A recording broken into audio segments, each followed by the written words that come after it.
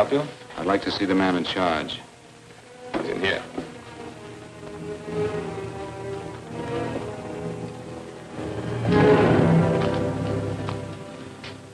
I want to report a murder. Sit down.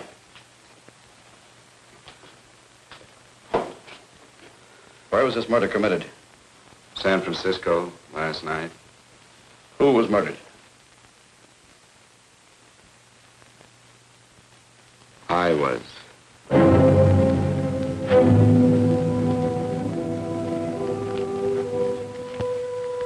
Well, do you want to hear me out or don't you, Captain? I don't have very much time. Your name Bigelow? Frank Bigelow? That's right. Answer the San Francisco APB. Send it direct to Inspector Bannon at Homicide. Tell him we found Frank Bigelow. Go ahead, Mr. Bigelow. Well, this involves some other people, Captain. A number of other people. You tell it any way you like. I live in a little town called Banning out on the desert. It's on the way to Palm Springs. I have a small business there.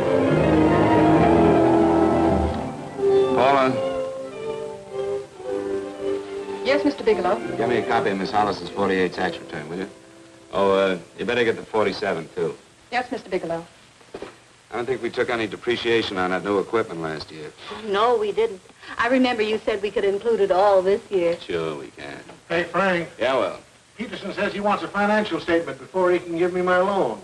Hello, Kitty. I will. Well, I'm leaving for San Francisco today, but I'll be back in about a week. I'll take care of it for you then. Sure is a scorcher, isn't it? Well, I've seen him worse. Well, have a nice time, Frank. Yeah, thanks, Will. Oh, why don't you come down to the place and let me give you another permanent? Makes your hair so much easier to manage in all this heat. I can't afford it right now. Maybe next month. Yeah, here it is. No, we didn't take it. Well, we can do it this year. You work it out any way you think best. Have a nice trip, Frank. Sure, Kitty. See you when I get back. Bon voyage. Why don't you come down anyway, Paula? We'll work out a deal on that permanent. Thanks. Maybe I will. Hello? Oh, hello, Mr. Hawkins. Just a moment. Do you want him to send your ticket over? No, I'll pick it up myself. No, never mind. Mr. Bigelow will pick it up at the station. Bye.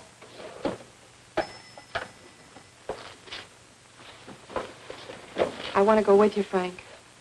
Now, Paul, I'm just going on a little vacation. You know that? You want to go without me, don't you? Be gone just a week. And I suppose you just made up your mind to take this little vacation at 9 o'clock this morning? No, Paul, I meant to tell you about it a few days ago. I guess I forgot. Oh, you forgot. Paula, don't be like that. Don't be like what? You just drop a little announcement that you're going away. Not tomorrow or next week or next month, but today. No explanations, nothing. And I'm supposed to swallow the excuse that you need a little vacation. I just want to get away from town for a few days, that's all. Get away from this town or get away from me. Oh, Paula, please try to understand. How can you ask me to understand anything like this? No, I'm sorry, but I don't understand.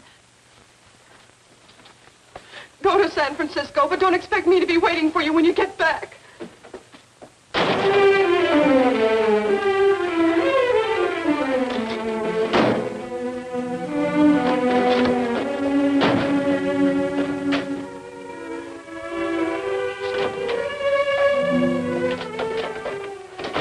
Paula, please, Paula.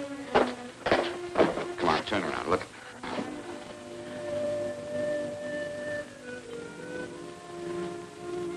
Come here. Why do you do this to me, Frank? Why can't you be honest with me? As honest as I am with you?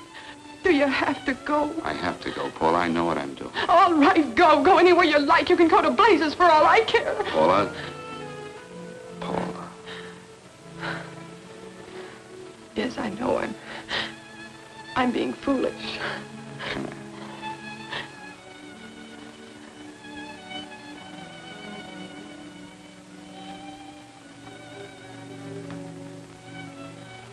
Come on, fix your face. We'll go down to Eddie's and have a drink. All right, why not?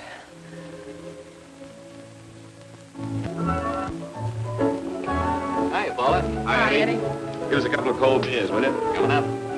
Hi. Come on.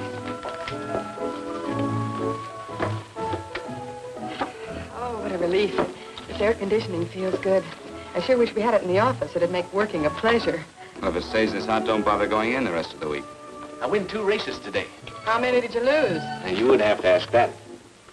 Kind of early for you two, ain't it? Too hot to work. That's what I like to hear.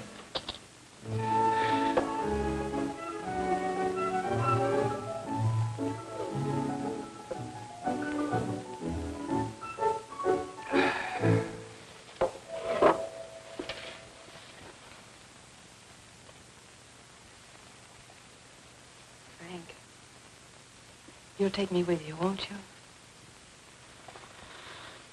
You will, won't you? Or am I crowding you? What do you mean, crowding me? Maybe you do need this week away alone. Maybe we both do. I know what's going on inside of you, Frank. You're just like any other man, only a little more so. You have a feeling of being trapped, hemmed in, and you don't know whether or not you like it. Look, Paula, I'm going to be honest with you. I care too much for you not to be honest with you. I'm as much concerned for your happiness as I am for my own. I know you've had one bad experience, Frank. I know all about it. But you don't know what it can do to 2 people, Paula. And the woman always gets hurt more than the man. I don't want you to get hurt, darling. More than anything in the world, I don't want you to get hurt.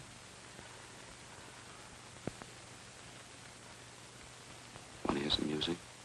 All right, Frank. Got a couple of nickels, Eddie? Yeah. This won't bother you, will it? Next result doesn't come in for half an hour.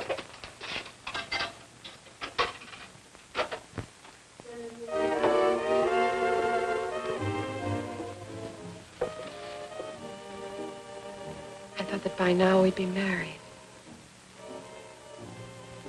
No, I'm not going to crowd you anymore, Frank. Go to San Francisco. I don't like it, but I'm convinced that you must go. I want you to be very sure, Frank. If it's right, and I believe it is, we'll have something really wonderful together. If it isn't, we should both know it as soon as possible. So you see, even if I could stop you, I wouldn't do it now.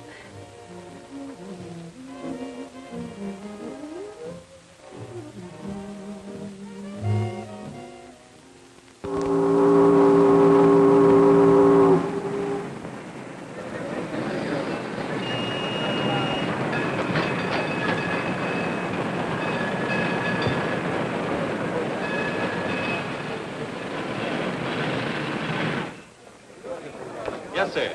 My name is Bigelow. I have a reservation. Yes, sir.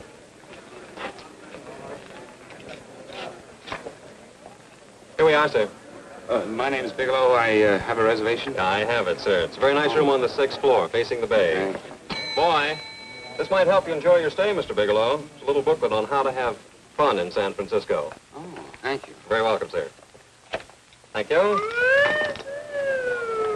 Say, is it always like this around here? No, this is market week, and it's the last day, too. Boy, always around until you need him. Oh, 517? Thank you. Here's a message for you, Mr. Bigelow. Long-distance call came in about an hour ago from Banning, from a Paula Gibson. Oh, thank you. Very welcome. Show Mr. Bigelow to 618. Right this way, Slide.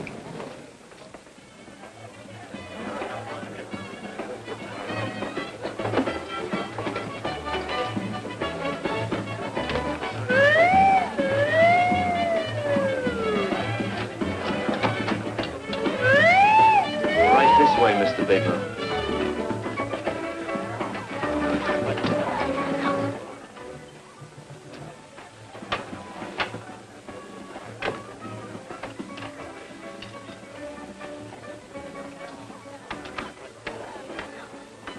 Is there anything else, Mr. Bigelow? Oh, yes, you can get me a dry and hat and a package of razor blades. Yes, sir. Thank you. Oh, and you can leave that door open.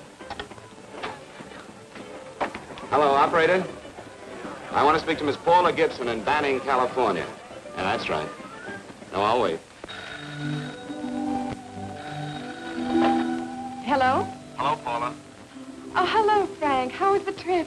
Fine, just fine. Having a miserable time, I hope. Well, I don't know. I just got in. What was that?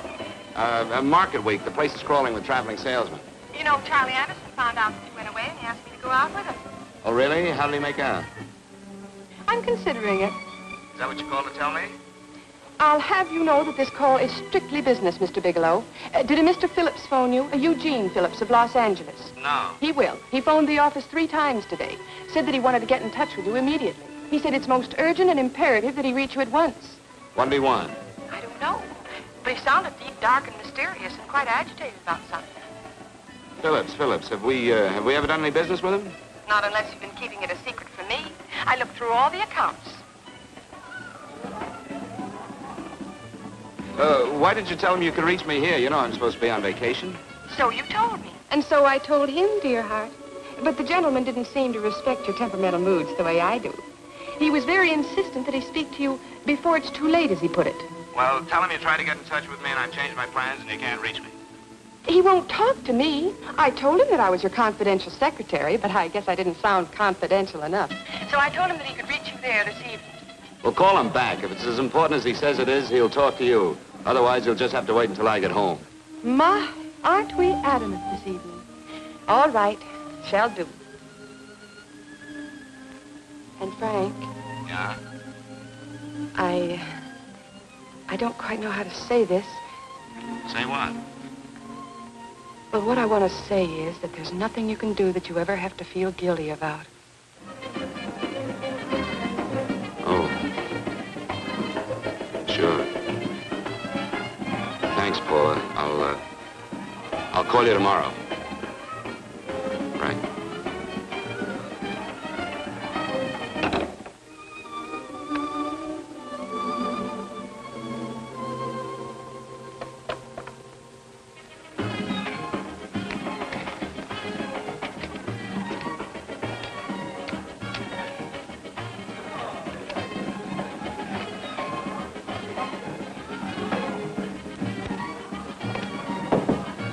Oh, just put it there, please.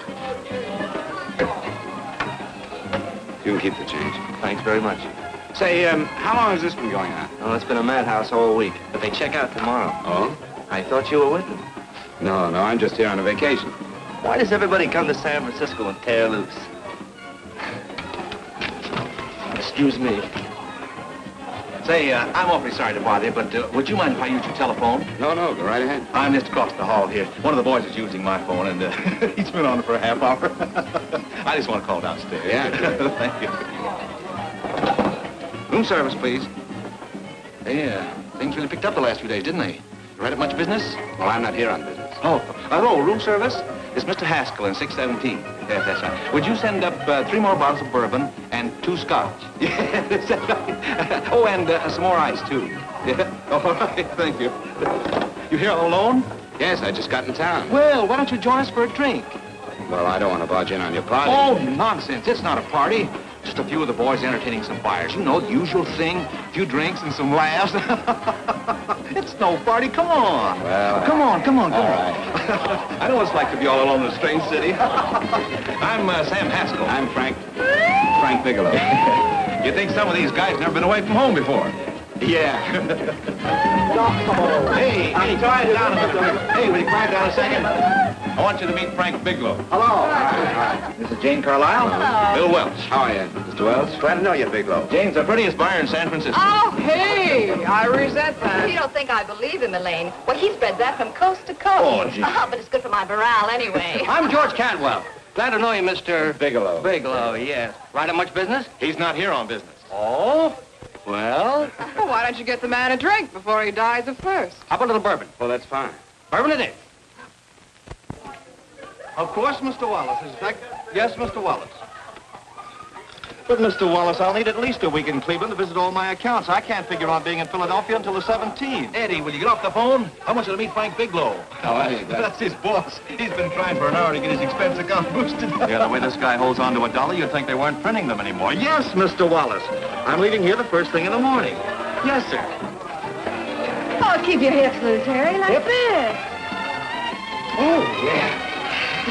How's he doing?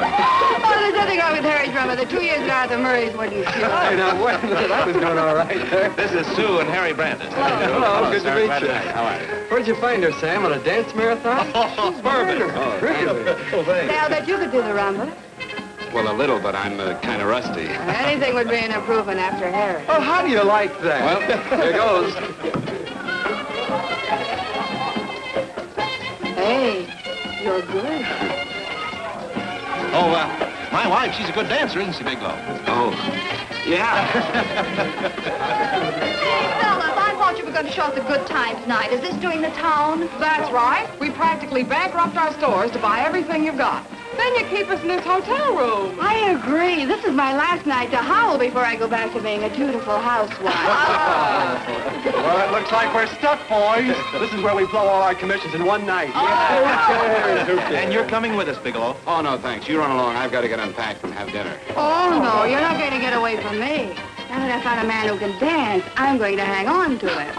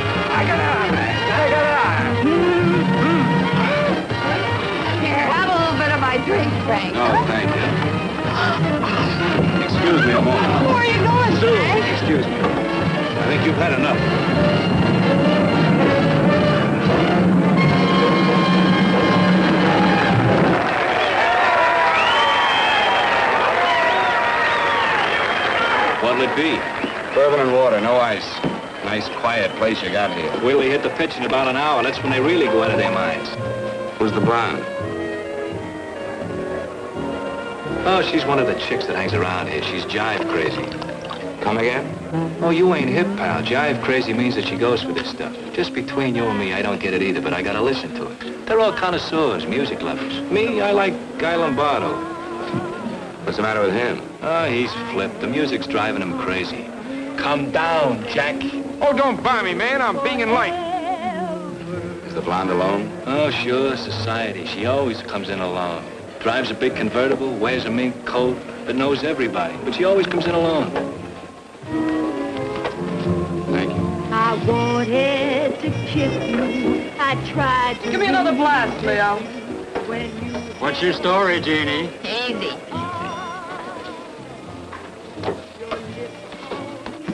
Hello. Easy. Dig the fisherman. Oh, that's really silk, isn't it? Can I buy you a drink? Sure thing. Give me a blast, Leo. Leo, I left my flask at the other end of the bar.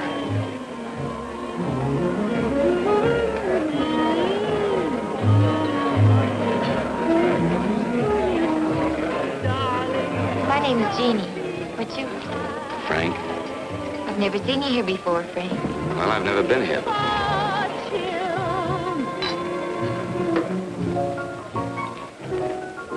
This isn't mine. Mine was bourbon. Well, sure it is. You saw me pour it. Give me a fresh drink.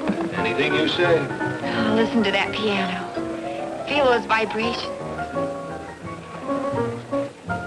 You don't get your kicks out of this, do you? I can live without it. Why do you stay here? I don't know. I bet I know. You're lonely in a big city. Why, you don't have to go into a routine with me.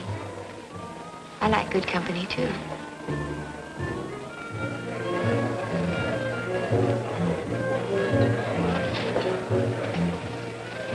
Say, there are some people there I want to avoid. Couldn't we get out of here? Let me think about it. Oh, come on. How about going somewhere else, then? Why don't you meet me later? Okay. Where? I tried to forget you, but you whispered, darling, I love. Call me at that number later. It's my next stop. They've got a band there that'll really send you. See you, Jeannie. Easy.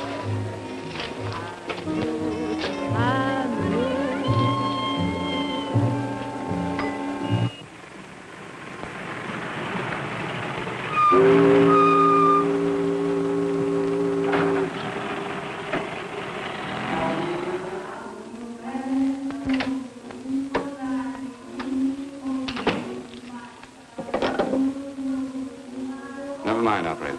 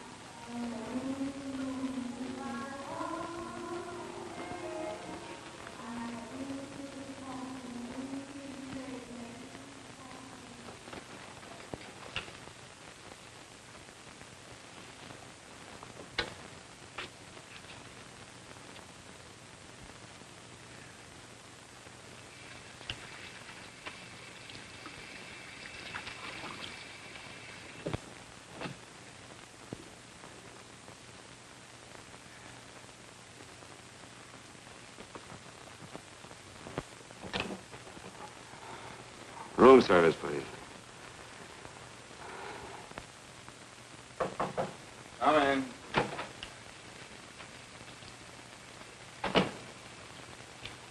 Be right with you, waiter. Yes, sir. Rest well, sir? Yeah, sure. May I? Go ahead. It's on there for you. Thank you, sir. Would you like anything else? Well, thank you, that's all. Waiter, Yes, sir. take this away. Is there anything wrong, sir? No, just take it away. I don't even want to look at it. Are you all right, sir? Yeah, sure. All right, I just had too big a night, I guess, that's all. I need some fresh air. Of course. Thank you, sir.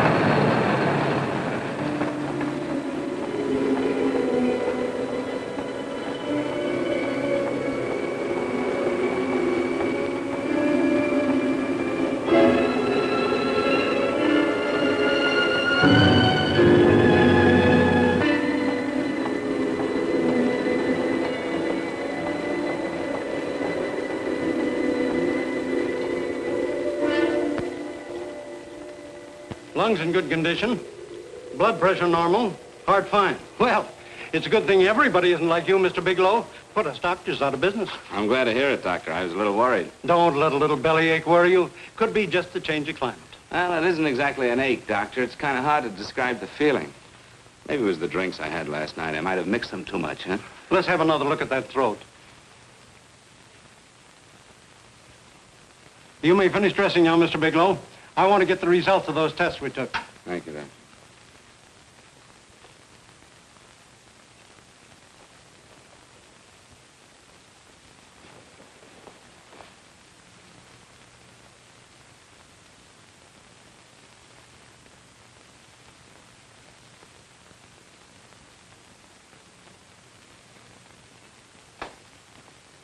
Mr. Bigelow, this is Dr. Schaefer. Hello, Doctor. How are you? Sit down, Mr. Bigelow. According to the information you gave Miss Wilson, you're not married, Mr. Bigelow. That's right. Do you have any relatives, family, anyone in San Francisco? No, no one. I don't know a soul in San Francisco. Where is your home? What is this, Doctor? Why all the questions? You're a very sick man, Mr. Bigelow. Sick? But you told me I was in good shape. Yes, I know. But my preliminary examination didn't reveal your true condition. You sound as if it's pretty serious, Doctor. It's extremely serious. I want you to understand that we wouldn't tell you something like this unless we were absolutely certain. Well, of course, of course. You must steel yourself for a shock, Mr. Bigelow. Well, go on, Doctor. What is it you're trying to tell me? Our tests reveal the presence in your body of a luminous toxic matter. What is that exactly? A poison that attacks the vital organs. Poison? We have no alternative but to tell you this. Your system has already absorbed sufficient toxin to prove fatal. I wish there was something that we could do. What do you mean, wish? You mean there's nothing? There is nothing anyone can do. This is one of the few poisons of its type for which there is no antidote. Well, this is fantastic. This is the most ridiculous thing. You don't have very long. What do you mean? A day, possibly a week, 2 weeks at the outside. It's hard to say exactly. Well, this is impossible. I don't believe it. You've made a mistake. That's it. It could be a mistake, couldn't it? You have made a mistake, haven't you? Answer me. Dr. Schaefer is an authority on toxicology. Been no mistake, Mr. Bigelow. Do you realize what you're saying? Well, you're telling me that I'm dead. Do you think you can explain my life away in just a few words? Why, I don't even know who you are. Why should I believe you? You must calm yourself, Mr. Bigelow. We want to offer you every assistance that we... Assistance? Who wants your assistance? Who wants anything from you? You're nothing but a couple of phonies. Why, I think you're crazy. That's it. You're crazy. The both of you. You're crazy.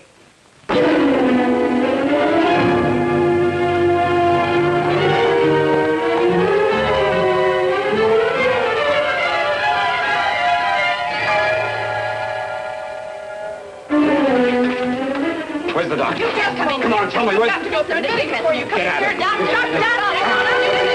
What's the trouble here? What's the matter with you? Doctor, I want you to examine me for luminous poison. Come right in here.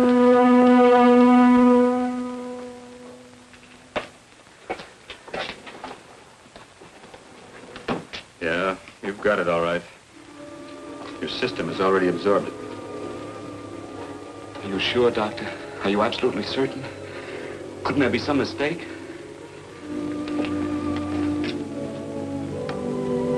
There it is. Toxin is actually luminous in the dark.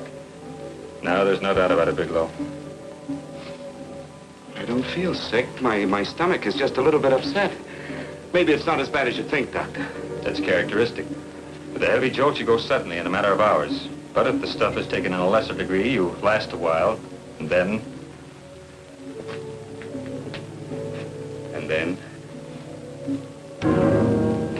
Give it to me straight, Doctor.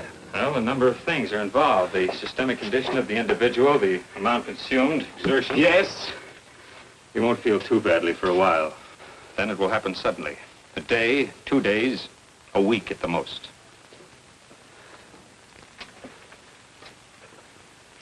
A day? 2 days? There's nothing that can be done now. If it had been caught in time, your stomach could have been washed out. But you've had it in you for some time now. For at least 12 hours, haven't you, Bigelow? I don't know. You don't know? No. Don't you know how you got it? No. This is no accident. Somebody knew how to handle that stuff. That wax is tasteless and odorless. The amount of alcohol in your body, you must have got it in liquor. I was drinking last night. Arrange for your admission to the hospital immediately. Of course, I'll have to notify the police. This is a case for homicide. Homicide? I don't think you fully understand, Bigelow. You've been murdered.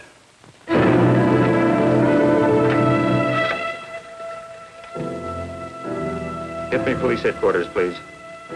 Homicide Bureau.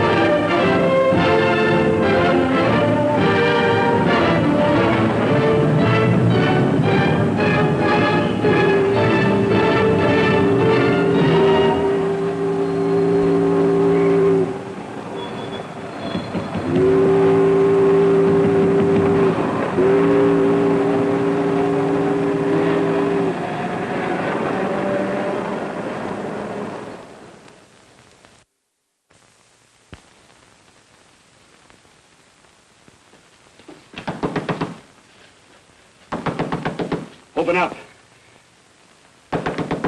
Open this door, I tell you. Open it up or I'll break it down. Where are those men? Where are those men who were here last night? I don't know. There are no men here. Please go away. Don't lie to me. Where are they? Mister, this lady just checked in. Those men aren't here no longer. They checked out the hotel early this morning. Checked out? Please go away. I'm sorry. I'm terribly sorry.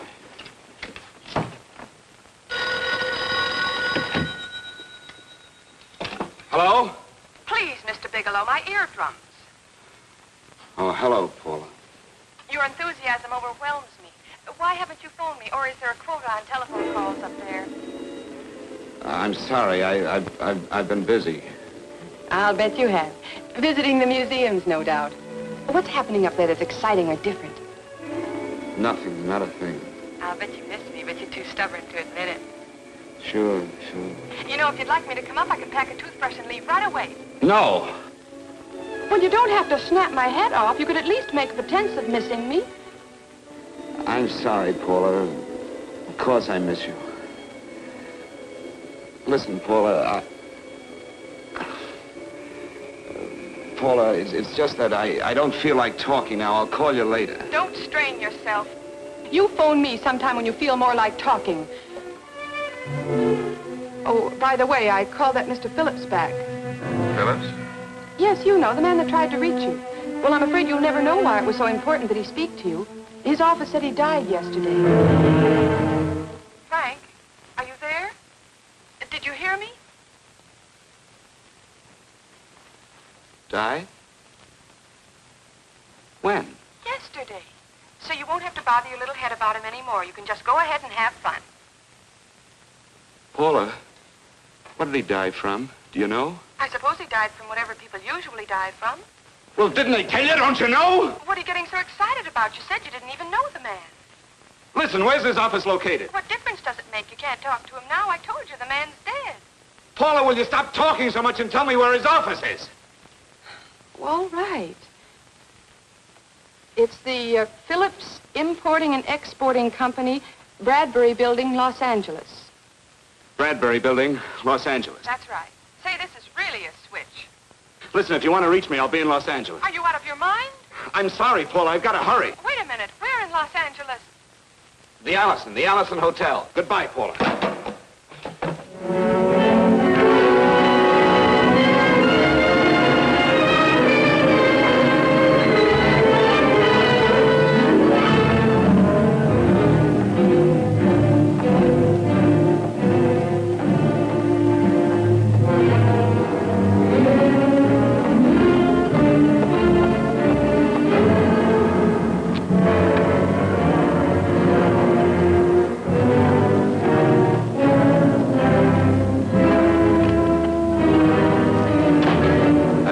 Someone in charge here. What is it in regard Well, to? it's a personal matter. It's quite urgent. Perhaps Mr. Halliday can help you. Who's he? He's our controller. Your name, please? Bigelow. Mr. Bigelow to see you. Send him in. Go right in, please. That door.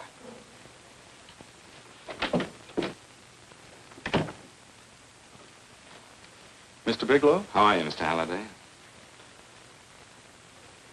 What can I do for you? Well, Mr. Phillips phoned my office several times yesterday. I'd like to find out what it's all about. You know Mr. Phillips died yesterday? Yes, I know. Well, I don't understand. If he phoned you, didn't he tell you what it was about? Well, he didn't speak to me. I wasn't in my office at the time, and he wouldn't tell my secretary. Well, I'm afraid I can't be of much help, Mr. Bigelow. I've no idea why Mr. Phillips tried to reach you. I'm sorry you had to make the trip for nothing. How do you know I made a trip? I didn't say anything about making a trip. I merely said he phoned my office. My office could be here in Los Angeles. Miss Foster, Yes? didn't you mention something yesterday about Mr. Phillips speaking with Mr. Bigelow in San Francisco? I said that he had phoned Mr. Bigelow's office in Banning, but that Mr. Bigelow was staying at the St. Francis Hotel in San Francisco. I'm sorry you misunderstood me. Do you know why Mr. Phillips called? No, I don't. All right, thank you, Miss Foster. You can understand that we've been somewhat upset around here. Now, if you don't mind,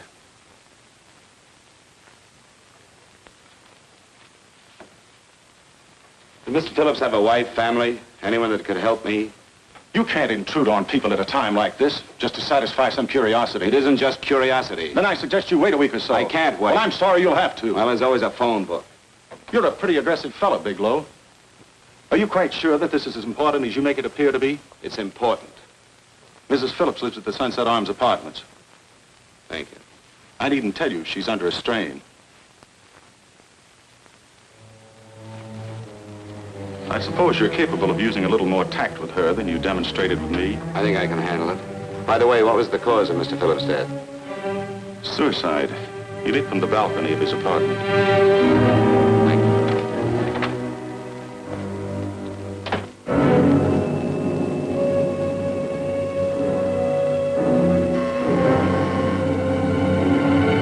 Come in, Mr. Bigelow.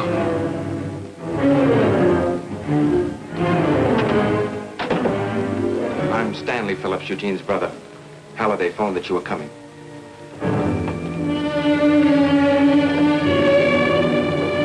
This is my sister-in-law, Mrs. Phillips. I'll try to make this as brief as possible, Mrs. Phillips. I'm afraid I can't be of any help to you, Mr. Bigelow. I haven't the slightest idea why my husband wanted to speak to you. I guess Halliday covered just about everything. Did your husband ever mention anything about me, Mrs. Phillips? Anything at all? No. I can't recall Eugene ever having mentioned your name.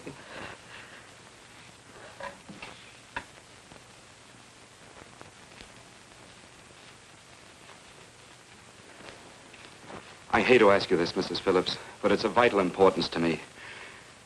Do you know why your husband committed suicide? Oh. You're certainly not the most diplomatic person in the world, are you, Bigelow? Were you a friend of my brother's? I never met him.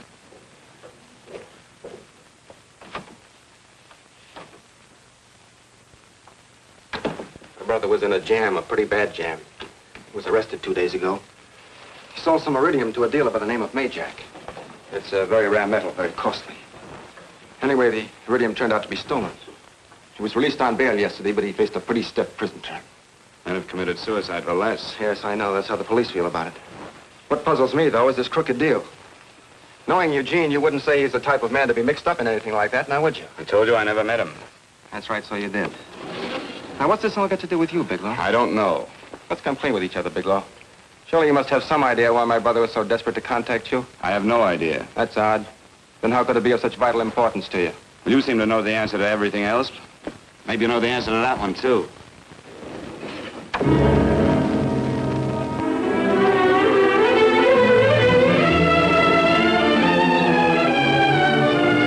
There's a message here for you to call operator 82 at Banning.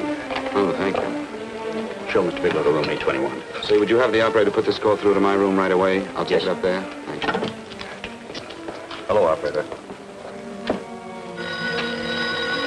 Here, I'll call you if I need anything. Thank you, sir. Hello, Paula? Well, Sinbad, I'd just about given you up for lost. Do you mind telling me just why you rushed down to Los Angeles? I can't explain it to you just now, Paula. I just can't explain it. What's going on, Frank? You don't even sound like yourself. Well, I'm just a little tired, Paula, that's all. But I miss you. Oh, Frank. I can't tell you how good it is to hear you say that. And here I was worrying that I'd lost my charm. When are you coming home, Frank? Soon, Paula. I'll be home soon. I'll go right out and get myself a permanent so I'll be pretty when you see me. Hey, guess what? I found that Phillips name in your notarial ledger. Notarial ledger? Yes, of all places. I remember now I made the entry myself. You had notarized a paper one morning before I came to work. What kind of paper was it? A bill of sale for a George Reynolds made out to Eugene Phillips of Los Angeles. So you see, I was right. We hadn't done any business with Phillips, only indirectly. What was the bill of sale for? A shipment of iridium, whatever that is. Iridium? You mentioned at the time that this fellow Reynolds had made some kind of a deal in Palm Springs, and he stopped in your office early in the morning on his way north to have it notarized. Wait a minute. Wait a minute, George Reynolds. That was about 6 months ago, wasn't it? That's right, 6 months ago. Thanks, Paul. Oh, goodbye. Goodbye. Hello, operator. Get that number back for me.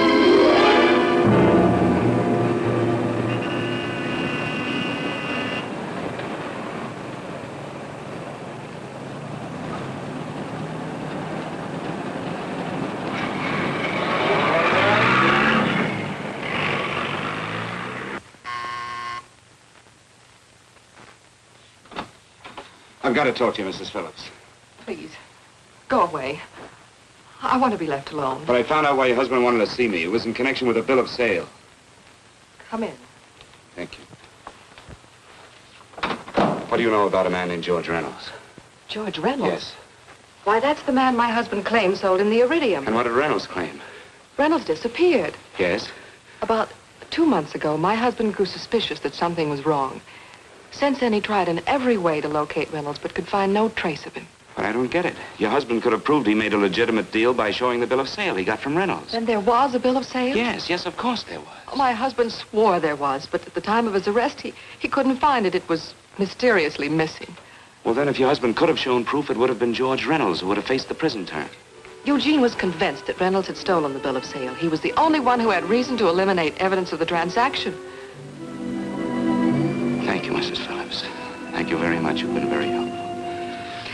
Oh, if you'd only come sooner, Mr. Bigelow. My husband might be alive today. I know.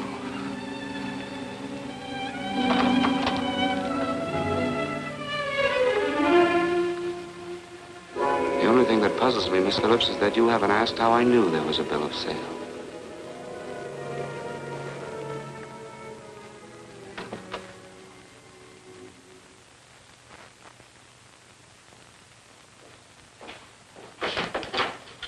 Mr. Holliday isn't in. He should be back shortly. I think you're the one who can help me, Miss Foster. Mr. Phillips tried to reach someone else before he called me yesterday, didn't he? Why don't you ask Mr. Holliday? Obviously, Mr. Holliday wasn't here yesterday, or he wouldn't have had to learn from you that Phillips called me. And you're the logical person to know who else Phillips called. I don't believe that's any of your business, Mr. Bigelow. Don't think you're revealing anything confidential, Miss Foster. I know that he tried to reach somebody else. Mrs. Phillips told me. You're bluffing, Mr. Bigelow. I don't know what you're after, but you're trying to trick me. Mrs. Phillips didn't tell you a thing. How do you know that? Mrs. Phillips knows nothing about it. She doesn't. Well, why wouldn't she? Wait a minute. I was talking about George Reynolds. Who did you think I meant? Just who is it that Mrs. Phillips doesn't know I about? told you before, that's none of your business. All right, young lady, I'm going to give it to you straight. Phillips was murdered. Murdered? I don't believe you. He told me because he needed me to clear him. Phillips was innocent. Innocent men don't have to jump out of windows. Murdered? Just who are you trying to protect, Miss Foster? Why are you so afraid to tell the truth? I'm not protecting anybody. I haven't any more to say. All right, young, listen to me. This thing is going to explode wide open. If you got nothing to hide, you better start talking. Or maybe you are mixed up. No! Well, then, come on. Mr. Phillips called Marla Rakubian. He went to see her yesterday morning. Who's Marla Rakubian? She's a model. She and Mr. Phillips used to be quite friendly, but he hadn't been seeing her for quite some time. Come on. The last couple of months, he'd been trying to locate her and finally learned where she lived yesterday morning. When he returned from seeing her, he was terribly upset and excited. That's when he had me put in the calls for you. When he couldn't reach you, he went home. The last time I saw him alive. Give me Marla Rakubian's address. I don't think Mr. Phillips realized I was aware of his friendship with Marla Rakubian, and out of respect for him, I never intended to tell anybody. I had no idea that she had anything to do with the trouble he was in. I admire your discretion, Miss Foster. You know, you must be pretty friendly with Stanley, Miss Foster. He knew how desperately his brother tried to reach me yesterday, and he wasn't even here at the time. And now you seem to know all about what happened in Mrs. Phillips' apartment.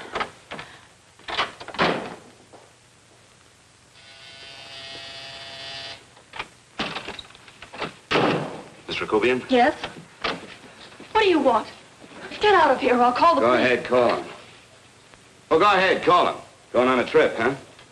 Yes, going away for the weekend. Sailing for Buenos Aires tomorrow, some weekend. I'll send you a postcard. Now get out of here. Who are you going with, George Reynolds? Never heard of him. I suppose you've never heard of Eugene Phillips either. Just who are you? What do you want? Never mind who I am. Where's Reynolds? I told you I don't know him. Now will you get out of here and leave me alone?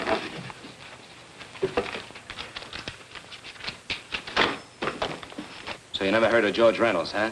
And don't try to tell me that this isn't him because I've seen him. If you think you can scare me, you're crazy. Look, I know that Phillips came here yesterday. And right after he left, he was pushed out of a 6-story window. Pushed? Phillips committed suicide. Your playmate Reynolds murdered Phillips. Then he went up to San Francisco to get me. Because I knew about a certain bill of sale. I don't know what you're talking about. You're in this right up to your pretty little neck. I'm not mixed up in anything. Get your hands up. Drop that picture on the couch. Turn around. Don't get any ideas because I'm not afraid to use this. Give me your wallet.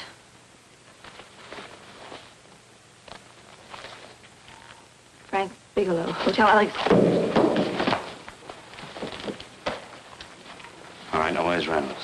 I don't know. I don't know where he is. Is that what you told Phillips yesterday? I told him exactly what I'm telling you. I haven't heard from him in months. Yeah? You're mighty careful of the picture of a man you haven't heard from in months. What does the Ray stand for? It was a pet name. Do you mind? Oh, it sounds very cozy, Miss Rakubian. You and Reynolds call each other pet names while you make a sucker out of Phillips. Phillips made the deal because he wanted it. Yeah? I'll bet you weren't above using what it takes to help make him want it. Who's paying for this trip? I am. Really? A first-class trip to Buenos Aires on a model's salary. Don't make me laugh. Since you and Reynolds aren't seeing each other anymore, you don't mind if I keep this to you. If I were a man, I'd punch your dirty face in. You know, I really believe you would. Oh, I almost forgot. Your tickets. Don't be surprised if I'm there to see you off.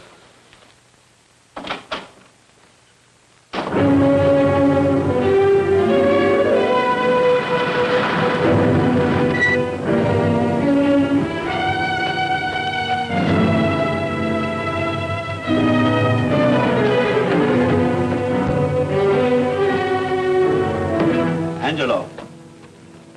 Angelo! Oh, Angelo. Do you remember taking this picture of George Reynolds? I take so many pictures, I can't remember them all. This gentleman is a friend of his and would like his address. We have no card on him. I don't think we ought to do that. He's willing to pay $20 for it. That's the paper we used last year. Of course, you understand, we usually don't give out the information about our clients. I know, you're a couple of high-class fellas. Thank you. Revealing anything confidential is against the ethics of our establishment. That's right. Honesty is the best policy. Of course. But in your case, inasmuch as you're a personal friend of Mr. Reynolds... Thanks. I knew you'd come through. Got it. Here it is. We don't have his address. He must have called for the picture. But he couldn't have been a very good friend of yours, mister, because his name is not George Reynolds. It isn't? Well, what is it? It's a... Huh? Oh. Yeah. It's Raymond Rakubian. Rakubian? What's so unusual about that? The picture's signed Ray, isn't it? Yeah.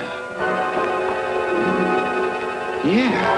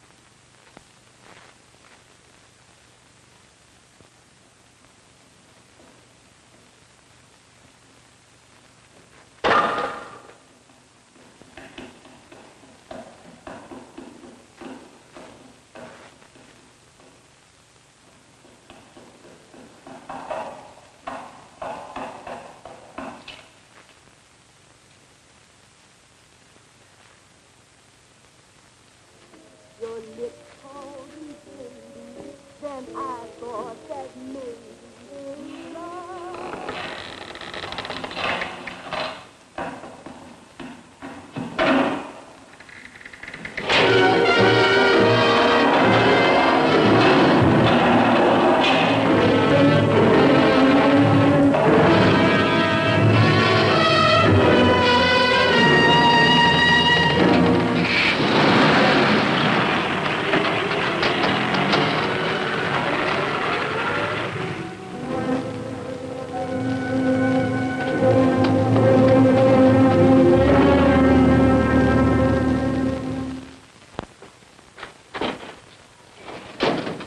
Bigelow. Are you all right? Can I get you anything? No, thanks. Do you know this man? No. No, I don't think so. Are you sure you've never seen him? I'm quite sure. Does the name Raymond Rakubian mean anything to you? No, I never heard of him. Why? He also uses the name George Reynolds. This is Reynolds? That's right. Well, where can we find him? That's what I want to know. Tell me something, Halliday. You're the controller here. How come you didn't know about that bill of sale? Phillips made that deal before I came to work here. Yeah, but you still keep records, don't you? For some reason, which is none of my business, Phillips preferred to keep that among his personal papers. Now, does that answer your question? You came in here today asking for some information that you needed, and I tried to be as cooperative as I could. But now you're beginning to annoy me. So get out before I throw you out.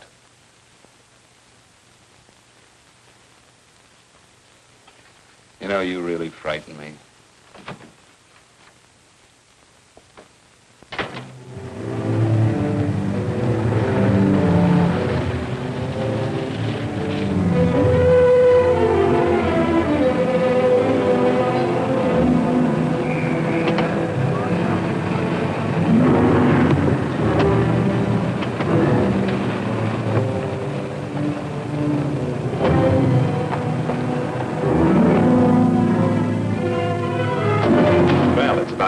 showed up, Bigelow. Go ahead, Dave.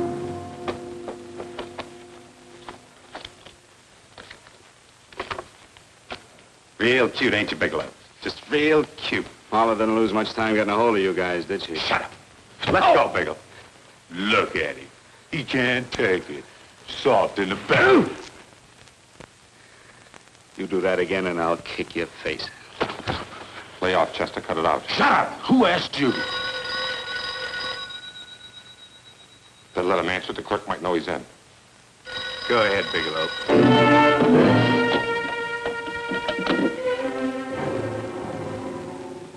Hello? Frank.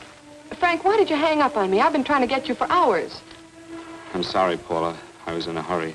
Well, don't be in such a hurry this time. You didn't give me a chance to finish what I had to say. Say. I wanted to tell you that McGowan was in hollering his head off because you didn't go over the books. Tell McGowan to get another auditor. Sure. Sure, I'll just do that little thing and lose the best paying account we've got. Do as I tell you, Paula. Frank, are you drunk?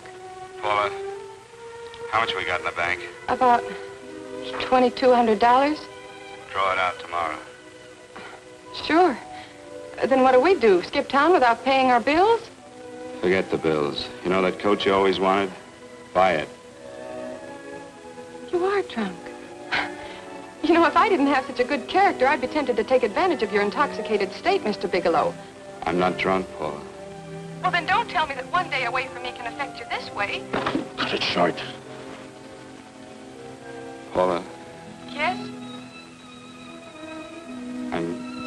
I'm sorry I left you. I never realized how much I love you. But I know it now.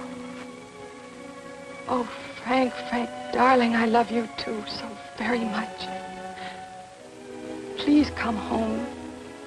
I miss you terribly. I said cut it short. I'd just love to let you have it, Bigelow. Let's go, Chester. This guy's kept us waiting long enough now. Walk in front of me, Bigelow. And keep your mouth shut. If you so much as look cross-eyed at anybody, I'll blow the back of your skull out.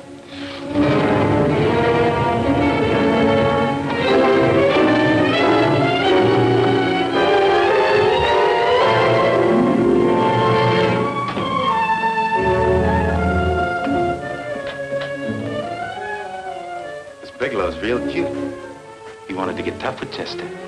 He don't know Chester. Did you get the picture? Don't I always get what Mr. Majak sends me after? Majak? That's right. I'm the dealer who bought the iridium from Phillips. I get it. You have Rakubian unload stolen stuff on Phillips with the help of Marla here, and then you buy it back from him. Oh, you certainly made a sucker out of Phillips. What is it, Mr. Bigelow? Exactly what is on your mind? I'm looking for Raymond Rakubian. What? Well, now, Marla here has told you everything else. I'm sure she must have told you that, too. You don't expect me to believe this conversation. So, what is on your mind? I mean, underneath. You forced your way into my affairs, and now I want to know why. I just told you. I'm looking for Raymond Rakubian. Don't get cute. I'm just itching to work you over. Soft in the belly. Can't take it. See what I tell you?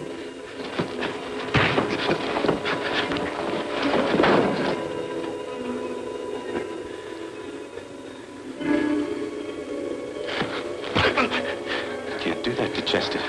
I'm gonna blow your guts out. Easy. Lay off, Chester, not now. Look at him. He's so scared of Chester, he talk now. He's not afraid, Chester. You can tell from a man's eyes when he is afraid. Look at his eyes.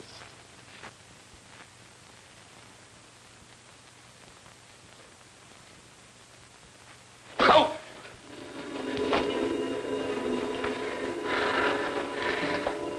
I'm telling you, Majak, you better keep him away from me or he's really going to have to use that gun. Go away, Chester, please. Do what I tell you, my boy. Please.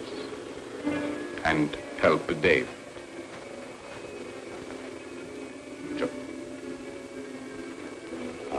You're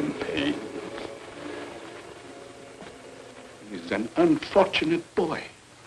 He's psychopathic. He's unhappy unless he gives pain. He likes to see blood. Come with me, Mr. Bigelow.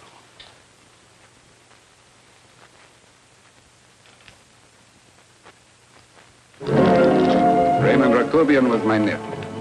He could not possibly have tried to kill you. He's been dead 5 months.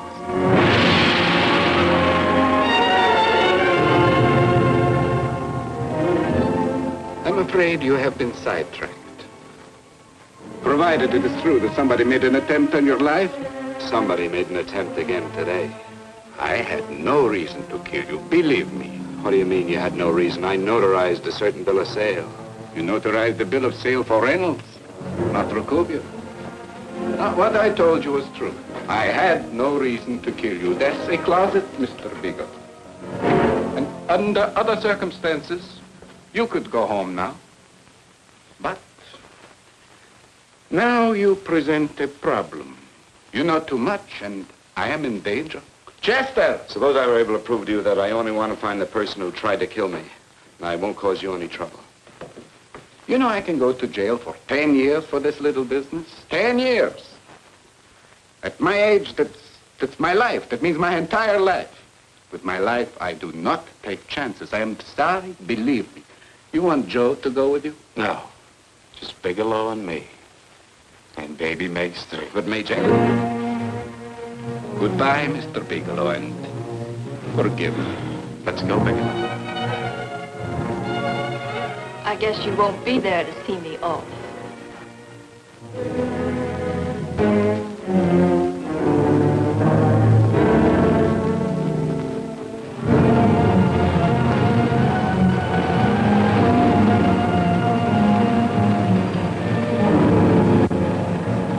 You tried to make a boob out of me in front of Major. You shouldn't have done that, Bigelow. I don't like that. I'm going to enjoy this, Bigelow. I've done jobs like this before. I knocked off guys I could like.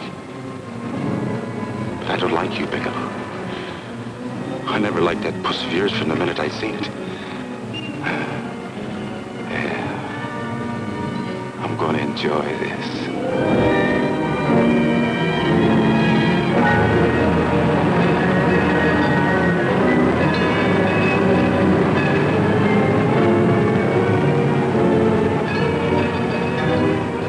Scared yet, are you, Bigelow? But you'll be scared. Good and scared. I think I'll give it to you in the belly. You don't like it in the belly?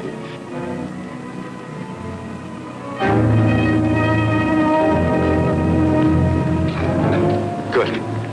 Try it. I'd just love you to try it, Bigelow. Why don't you try it? Go ahead.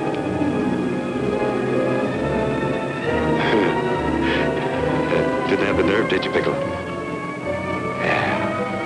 I think I'll give it to you right in the belly.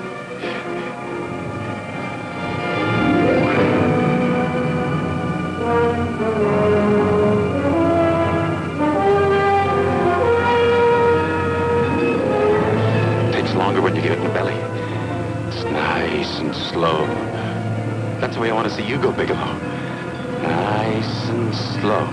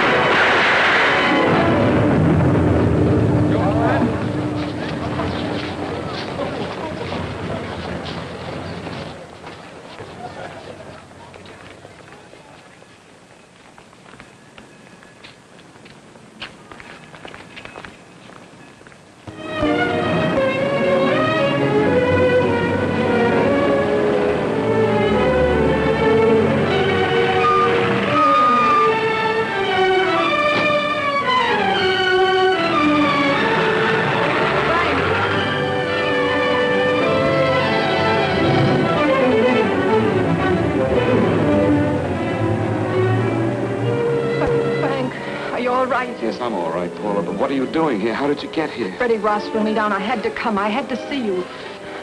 You shouldn't have come, Paula. You shouldn't have. What is it, Frank? You're in some kind of trouble. I know it. Look at you. You're a sight. Your clothes look as if you've slept in them. Are you ill? You are. You're feverish. I'm all right, Paula, and I'm not in any trouble, believe me. You're lying, Frank. Right after I spoke to you, I got a phone call from the San Francisco police. They asked if I knew where you were. You didn't tell them anything, did you? Of course not. It was the homicide detective that called. What is it, Frank? If you're in any kind of trouble, you certainly can trust me. Look, I'm not in any trouble with the police, Paula, believe me. But you can't stay here. You've got to go back to Banning right away. No, I won't go, Frank. I won't. I'm staying here with you. Paula, it's better that you go back, believe me. Why? What's this all about? What have you got to do with this Phillips and Reynolds? Phillips was murdered. What could that possibly have to do with you? All you did was notarize a paper. You've notarized hundreds of papers. I know. All I did was notarize one little paper out of hundreds. Frank, you frighten me. You don't even act like yourself. I know that you're in trouble, that something is wrong, that you're in serious trouble. You frighten me, Frank. Oh, don't be frightened, Paula. Don't ever be frightened of anything again. Will you promise me that? I love you so much, darling, more than you seem able to understand. Oh. I never really knew happiness until I loved you. Sometimes when I used to be afraid that you weren't sure how you felt, I tried to hold back, but I couldn't. Losing you would have been losing everything. There would have been nothing left. Don't, Paula, don't. Now I'm afraid again. Somehow I feel that I'm going to lose you, but there's nothing I can do about it. I feel so helpless. You're leaving me out of something. Tell me, Frank, what is it? Give me a chance to fight back. Just give me a chance, please. You do love me, don't you? Oh, yes, Paula, I love you. I never was more certain of anything in my life. I wasn't sure before. I was a little blind, I guess, but believe me, I'm sure now. Can you understand that, Paula? I understand. A man can be like that, Paula. Something has to happen. It can be a big thing or a little thing, but it can make him realize how much someone means to him, how much he really loves her. Oh, and I love you, Paula. More than I ever thought it possible to love anyone in the world, I love you. Then why won't you tell me about this trouble you're in? Why won't you try to let me help you? You can't help me, Paula. You don't want my help.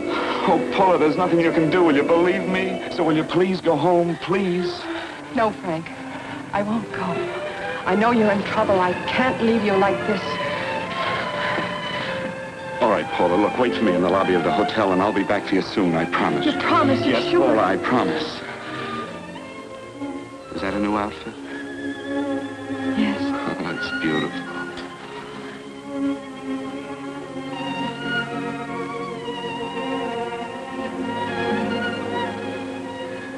You'll come back to me, won't you, Frank?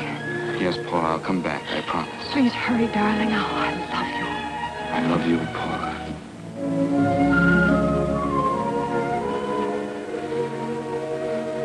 Goodbye, Paula.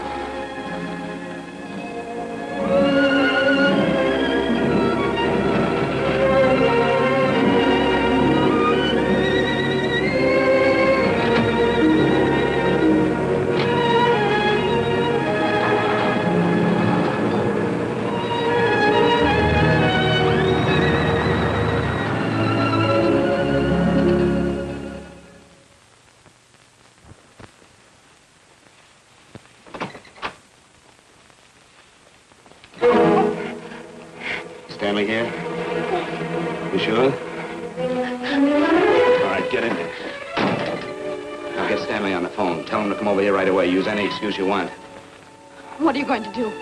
What was Stanley going to do when he used me for a clay pigeon today? I don't know what you're talking about. Don't act innocent with me. I fell for that once. I don't know what you mean. I told you everything you wanted to know this morning. Yeah, you told me just enough so I'd get sidetracked and wouldn't know that Stanley was the one I was after. Oh, no. You and Stanley have been together on this from the start. Now, come on, get on that phone and call him. Don't let him know I'm here. Bigelow.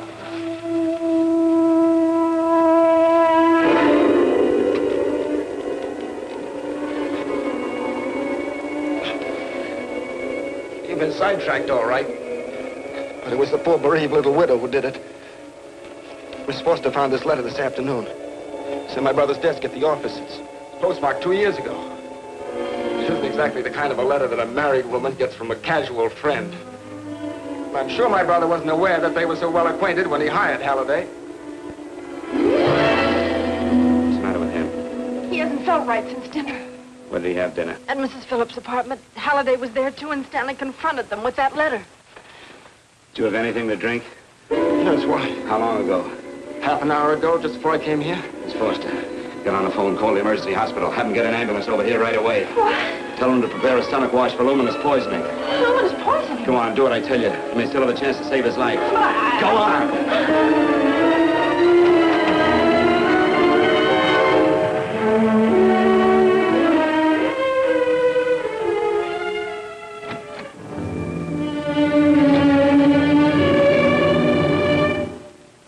George Reynolds, Mrs. Phillips. He's been dead for 5 months. Then he didn't steal the bill of sale. No, he didn't. But you could have stolen it. How dare you? You knew who I was when I came here today. But you were surprised to see me alive, weren't you? But I'm not alive, Mrs. Phillips. Sure, I can stand here and talk to you. I can breathe and I can move. But I'm not alive. Because I did take that poison. And nothing can save me. What are you going to do? If I kill you now, I have nothing to lose. No, you've got to listen to me. You've got to give me a chance. But I didn't have a chance. It was Halliday. Believe me, it was Halliday. He made me steal the bill of sale. He planned everything. What about this letter? Your husband knew about you and Halliday. He found it only yesterday. He accused Halliday. They fought, and Halliday pushed him over this balcony. And why me? Why did he want to kill me? Because you could have proved there was a bill of sale, that my husband had no reason to commit suicide. Halliday was desperate. After he killed my husband, he found out about the phone calls to you. He thought you spoke to him, that you knew enough to involve him.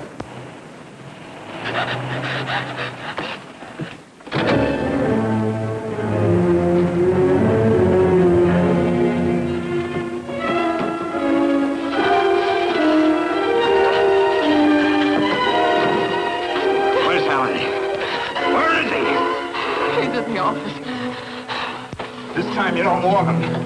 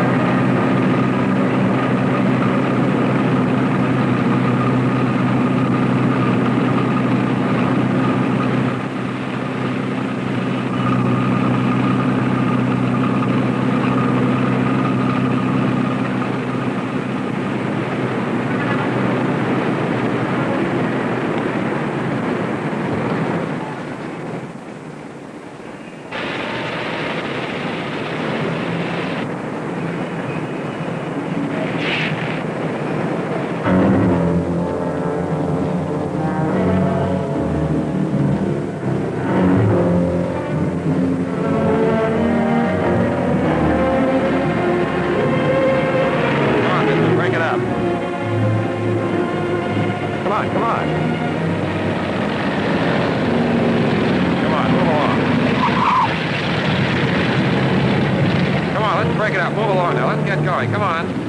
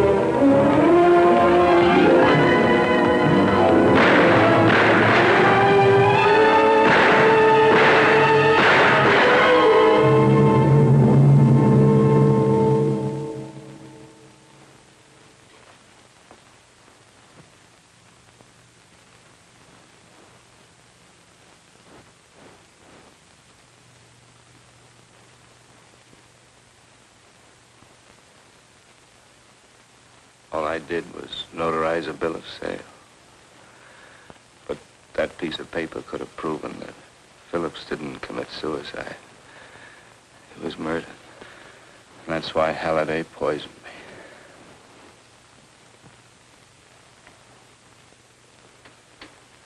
me.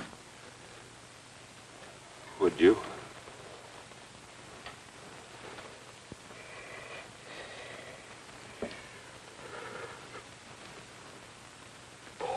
Paula.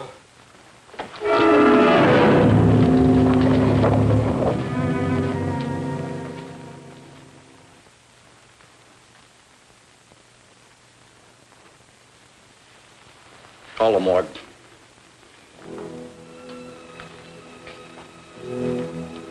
Johnson, you go to the Allison Hotel, find Paula Gibson. Don't tell her anything. I'll break it to her.